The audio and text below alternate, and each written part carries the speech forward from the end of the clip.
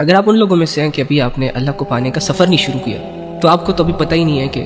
زندگی کہتے کسے، سکون کسے کہتے ہیں، لذت کسے کہتے ہیں اور آرام کسے کہتے ہیں۔ یہ جو اللہ کو پانے کا سفر ہوتا ہے نا، یہ بڑی نادانیوں سے، معصومیت سے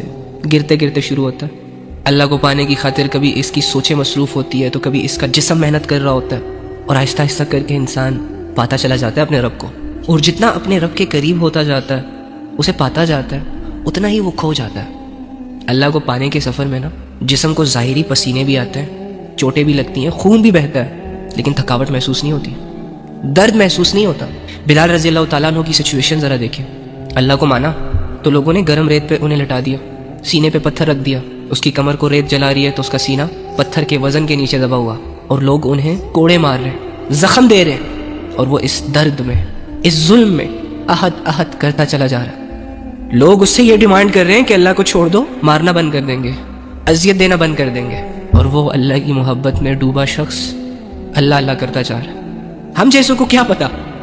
کہ اللہ کی محبت میں کون سی لذت پائی جاتی ہے؟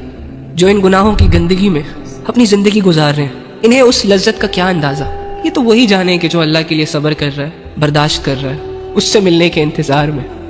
میں اور آپ اس دنیا کی لذتوں میں انوالو، اس دنیا کو بنانے اور حاصل کرنے کے چکروں میں گم غائب۔ ہمیں کیا پتا کہ رب سے ملنے کے انتظار میں جو سکون انسان کو گھیرتا ہے، اس سکون کا کیا اثر ہوتا ہوگا، اور جب ان کا انتظار ختم ہوتا ہے، جب اللہ کی طرف ان کو لے جایا جاتا ہے، تو ان کی خوشی کا کیا عالم ہوگا،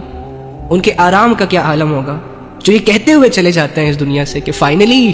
اللہ سے ملنے کا دن آیا۔ ہم تو جینا چاہتے ہیں، ہمیں تو اگر 200 سال بھی نہ مارا جائے تو ہم خوش ہیں،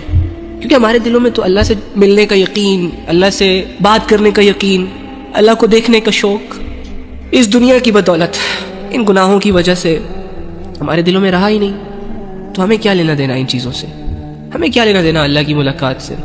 بس ایک بات ہے، سنتے رہتے ہیں، سن کے اچھی لگتی ہے، امیجن کرنے کے لیے، یقین کرنے کے لیے دنیا میں اور بھی بہت کچھ ہے۔ تو وہ لوگ یہ کہتے ہوئے جاتے ہیں کہ فائنلی اب اللہ تعالیٰ ہمیں ہمارے صبر کا بدلہ دے گا، ہمارے جسم اور ہماری روحیں جو برداشت کر کر کے، ظلم سہ سہ کے تھک چکی تھیں، اب اللہ تعالیٰ ان ساری تھکاوٹوں کو